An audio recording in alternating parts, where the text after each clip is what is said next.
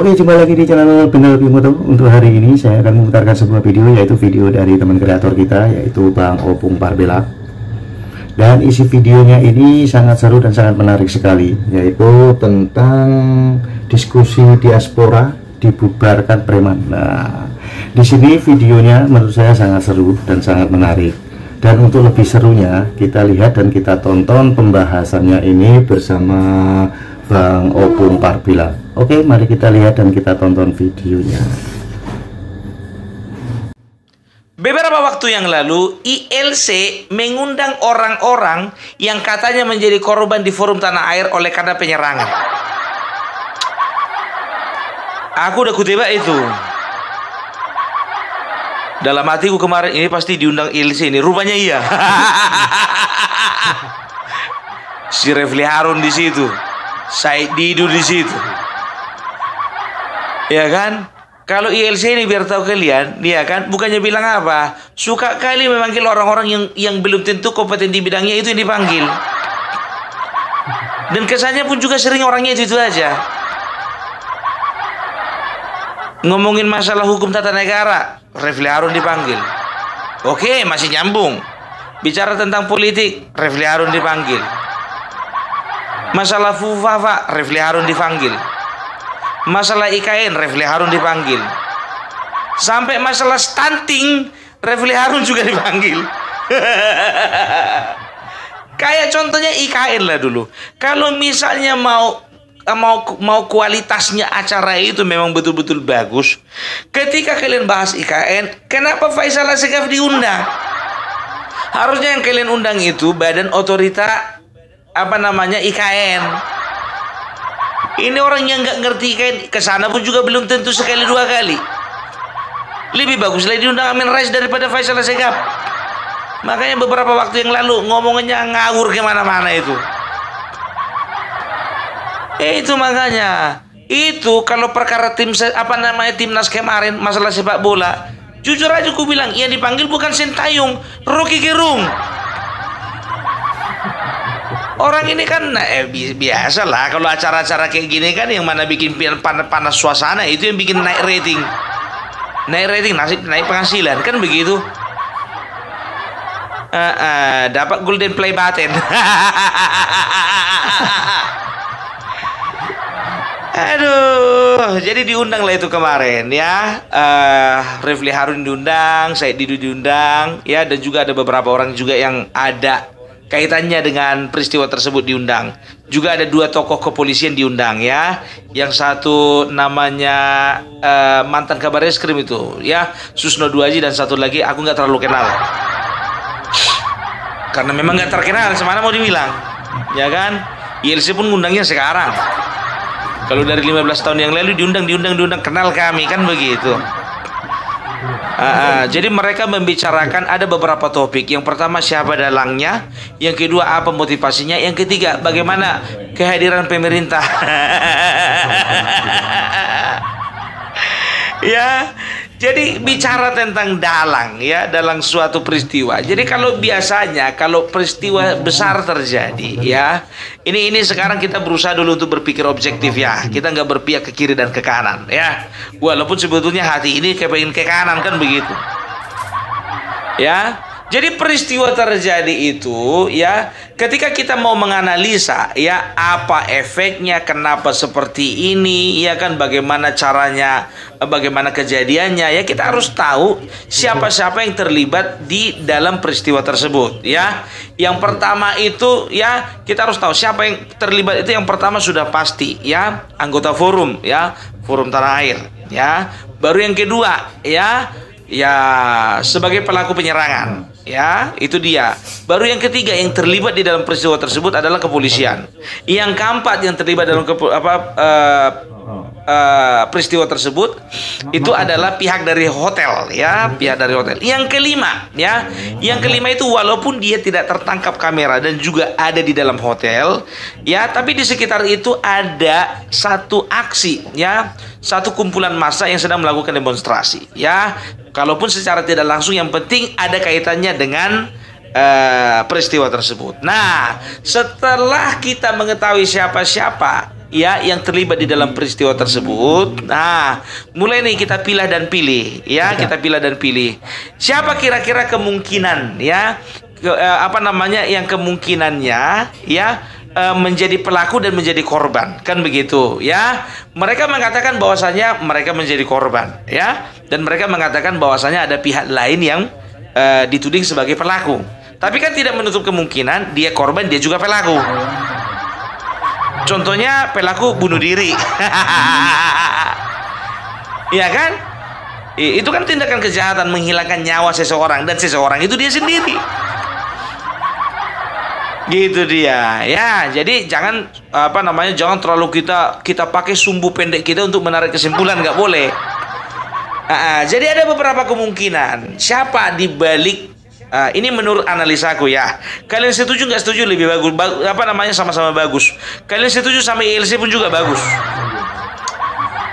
Setuju sama kepolisian lebih bagus lagi. Ya. Jadi kita akan berbicara tentang kemungkinan-kemungkinan, ya. Jadi kalau bicara tentang kemungkinan, ya, yang pertama itu adalah mereka mengatakan menyasar kepada penguasa, ya. Penguasa dalam hal ini adalah pemerintahan, ya. Lebih spesifik lagi Mulyono. Karena dalam beberapa kesempatan mereka selalu tuding ini kerjaan Mulyono.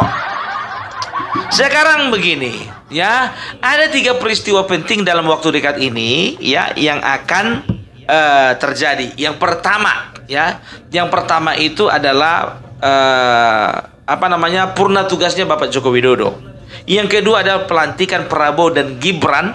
Yang ketiga adalah pilkada, ya, pilkada serentak, ya, itu dia, ya. Jadi kalau misalnya mengacu kepada 3 momen penting ini, ya, alangkah bodohnya seorang Joko Widodo ataupun ada orang di lingkarannya membuat huru-hara dengan melakukan penyerangan terhadap kalian. Karena apa? Ya, karena itu sangat berisiko ketika nanti diinvestigasi dan ternyata betul yang melakukan adalah pemerintah. Itu sama saja mereka membakar, ya, membakar rumah mereka sendiri. Itu nggak mungkin. Apalagi bagi mereka, bagi pemerintah, kalian itu kan nggak ada apa-apanya. Ya kan, karena bagi mereka kalian itu segini. Harun orang pecatan. Ya, siapa lagi? Said Didu juga orang pecatan. Siapa lagi? Din Samsudi juga kalau nggak salah pernah di pemerintahan, tapi oleh karena mungkin kurang kompeten dipecatan juga, atau diberhentikan lah, katakanlah, nggak dipecat, diberhentikan. Setelah itu siapa? Ada Gatot Nurmantio, walaupun tidak ada di dalam, tapi kemarin itu kalau nggak salah Refli Harun mengatakan bahwasanya ada seseorang yang nanya, Pak Gatot di dalam nggak? Oh, berarti kan juga ada kaitannya. Gatot juga dipecat. Jadi banyak kali pecatan di dalam. Ya, Abraham Samad dipecat. Diberhentikan Abraham Samad, biar tahu kalian, ya kan. Makanya tahun 2011 dia sampai 2015, ya. 11 sampai 15, ya kan, dia mengatakan di media bahwasanya saya dan juga salah satu petinggi itu, kami itu disingkirkan, katanya, ya. Itu artinya dia itu merasa sakit hati dengan pemerintah, ya. Tahun 2015 dia diberhentikan. 2015 itu adalah masa Joko Widodo. Jadi orang-orang pecatan semua rupanya di dalam, ya. Orang-orang yang sakit hati. Jadi bisa dikatakan bagi pemerintah kalian itu nggak ada, kalian itu sampah, ya. Kalian itu nggak dianggap, gitu loh, ya. Jadi bagi mereka, ya, nggak usahlah terlalu diapakan kali lah, nggak usah terlalu dipusingkan kali. Sedangkan anak ingusan yang kalian bilang itu si Kaisang sama juga Gibran juga, kalian juga nggak ambil pusing orang itu. Ngapain pula, kan begitu, ya. Receh, terlalu receh kalau cuman untuk melakukan penyerangan kepada kalian itu receh, itu receh. Nah, mungkin kalian sadar juga kan, akhirnya apa? Ketika ditangkap pelaku, maka kalian berhentilah koar-koar. Ya, paling kalian berteriak-teriak, ini penguasa. Itu dia, ya, itu dia yang kemungkinan pertama. Jadi gugur, ya, kalau gue bilang gugur, ya. Baru kemungkinan kedua, ya, adalah pihak kepolisian, kata mereka, ya. Jadi sekarang begini, ya, Refli Harun pun sendiri mengatakan bahwasanya di dalam, ya, mana tahu ada konflik internal di dalam kepolisian. Ngomong kau hati-hati. Di dalam kepolisian itu masih ada Bapak Kapolri Listio Sigit. Jadi dia berasumsi bahwasanya, ya, ada pihak-pihak yang ingin memecah belah, memecah belah kepolisian, ya kan? Sekarang begini, ya, kalau misalnya kepolisian, ya, punya konflik internal, ya, ngapain melibatkan kalian? Udah aku bilang tadi, nggak dianggap kalian untuk apa, nggak ada untungnya, iya kan? Itu dia, makanya aku bilang, ya kan? Jadi nggak mungkin lah kalau aku bilang dari kepolisian. Dan juga kan kita udah tahu sendiri, udah lihat sendiri bahwasanya ada salah satu korbannya adalah polisi. Kalau nggak salah kena gampar juga polisi itu, atau kena dorong, nggak tahu aku. Iya kan? Jadi kalau dikatakan kepolisian, katanya nggak mungkin lah. Karena gini juga, kepolisian saat ini, ya, tingkat kepuasan publik terhadap kepolisian masih rendah. Apakah mereka mengambil risiko dengan mengkoordinir penyerangan atau membantu penyerangan terhadap kalian itu? Apa itu nggak mempertaruhkan reputasi mereka? Mikir.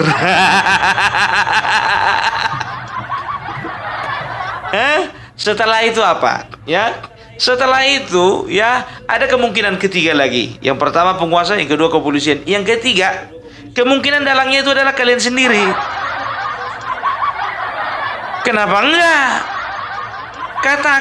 Katakanlah 2-3 atau bahkan sebagian besar kalian orang nggak tahu, tapi 2-3 orang mungkin mereka berkomplot.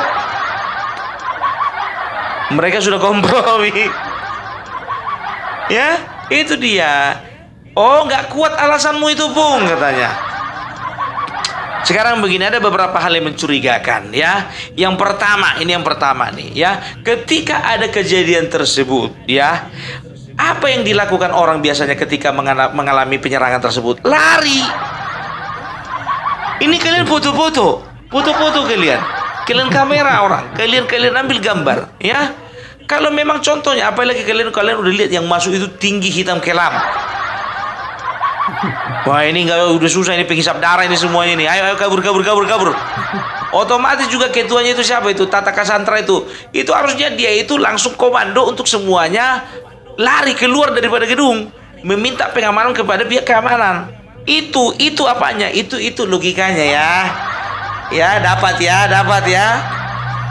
Gitu. Coba lihat kalian, banyak kali yang ngerekam. Gitu dia. Kalau misalnya contohnya, ya, itu adalah pure memang penyerangan, mereka juga harus berpikir, ya, mereka pastikan, kalau aku bagian dari mereka, aku adalah salah satu orang yang akan memastikan tidak ada yang merekam. Iya, tidak ada yang merekam, gitu dia. Nah, sekarang mereka tahu mereka direkam. Kenapa? Mereka pakai masker. Emang masih ada prosedur COVID kan nggak ada. Prosedur yang mengharuskan orang untuk pakai masker kan nggak ada. Karena mereka tahu mereka akan direkam, makanya mereka pakai masker. Sudah jelas. Ya, baru berikutnya kecurigaan, ya. Kecurigaan berikutnya, ya.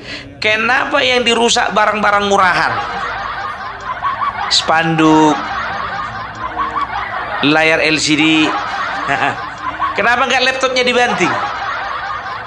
Atau diambil semuanya kamera kalian itu ditumbuk dipijak-pijak di situ? Paling dibalik-balikkan meja. Kalau meja dibalik-balik nggak rusak itu. Pikir orang itu tinggal dibalikkan lagi. Iya kan? Coba. Dan ku tengok juga di video itu nggak semuanya melakukan penyerangan, nggak semuanya membalik-balikkan meja. Ada tuh kerjanya mondar-mandir doang. Merah-merah kan? Gitu loh. Dan tahu nggak kalian, ini bukan fitnah ya, ini karena memang ku dapatkan, ya. Ada, ya, foto. Memang kan kemarin itu beredar fotonya si Kuncir itu kan, ya, dia itu sedang ada dalam acara Golkar, ya kan. Tapi itu kan nggak bisa menjadikan bukti bahwasanya Golkar atau Bahlil atau siapapun juga ada kaitannya dengan Golkar, ya, itu yang menjadi dalang dari penyerangan tersebut. Karena apa? Karena ternyata ada juga fotonya si kuncir tadi, si abang-abangan tadi, itu ikut nimbrung foto dengan beberapa orang yang ada kaitannya dengan mereka. Ya, perlu nggak dicurigai? Perlu dong, kalau kayak gitu ada hak kita untuk mencurigai kan?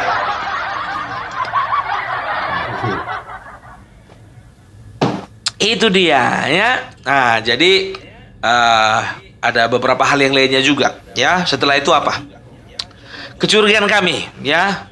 Satu pun dari kalian tokoh-tokoh yang kalian bilang tokoh nasional, satu pun nggak ada yang terluka.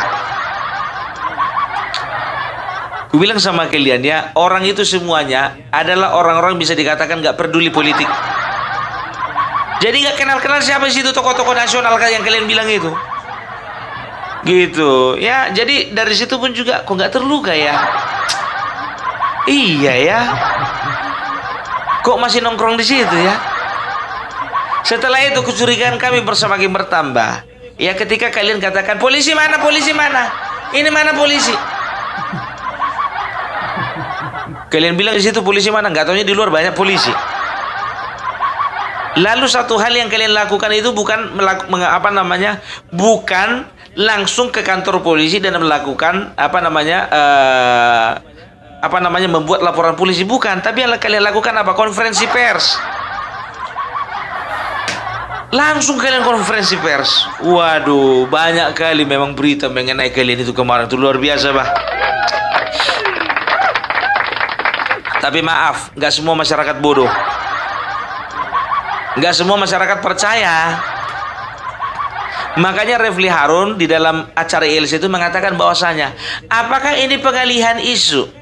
Ya, karena saya perhatikan semenjak ada penyerangan tersebut, ya, isu Fufuafa mulai tenggelam. Udah ketahuan kan, memang betul kalian yang menggoreng panas-panas isu Fufuafa. Makanya ketika isu Fufuafa mulai tenggelam, ya, itu kalian malah malah uring-uringan.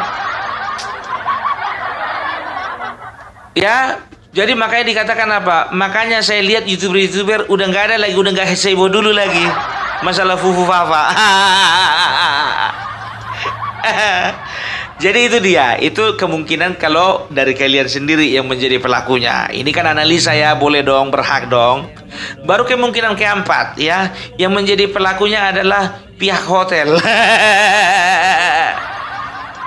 Gak bercanda, nggak mungkin lah.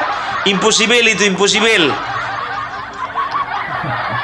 Nah, kalau keempat ini, ya, kemungkinan besar, bukan kemungkinan besar, tapi kemungkinan adalah orang atau pihak ketiga. Ingat ini, pihak ketiga yang ingin memanfaatkan suasana panas antara kalian dengan pemerintah.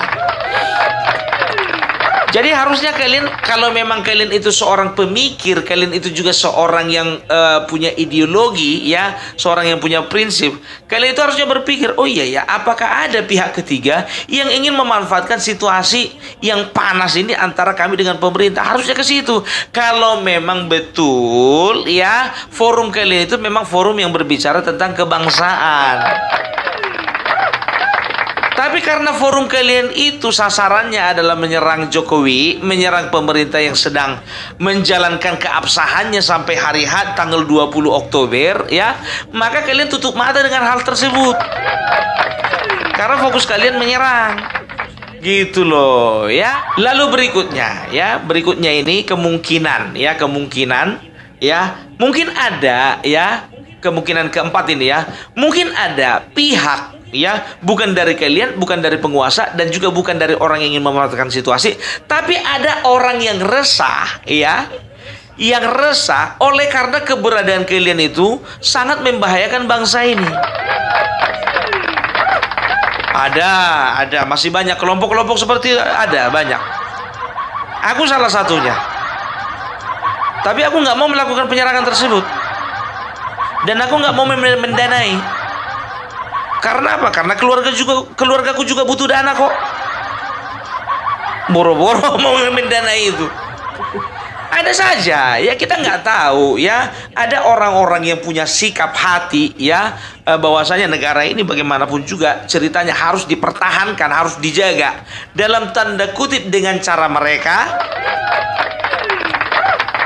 ya, dengan cara mereka ya. Maka terjadilah seperti itu ya. Sekarang bagaimana kita bisa tahu pastinya ya, siapa sebetulnya dalang atau aktor intelektual di belakang disebut? Ya suruh polisi lakukan investigasi. Jangan kalian tanya aku. Kita kan kalian punya analisa, kami punya analisa. Iya kan? Desak terus. Ya dorong terus Bapak polisi untuk melakukan investigasi, ya kan? Karena kalau bicara tentang siapa yang mendanai, kan sekarang kan informasinya kan itu aja. Siapa yang mendanai, apa yang menjadi motivasi melakukan penyerangan tersebut, kapan itu terjadi deal-dealan itu, ya kan? Setelah itu bagaimana cara deal-dealan itu terjadi, ya gitu. Dan juga kalau memang ada sejumlah uang, berapa kalian dibayar, begitu ya. Masa teori sederhana itu juga harus aku yang ngajarkan sama kalian? Desak polisi itu kan nggak mungkin aku yang desak, karena aku juga nggak setuju dengan forum kalian. Ngapain aku desa-desa polisi? Itu dia ya. Oke teman-teman, sangat seru dan sangat menarik sekali pembahasan dan pendapat Bang Opung. Dan gimana menurut teman-teman untuk pendapatnya? Teman-teman bisa komen-komen di kolom komentar. Oke teman-teman, bisa ditunggu video selanjutnya di lain waktu.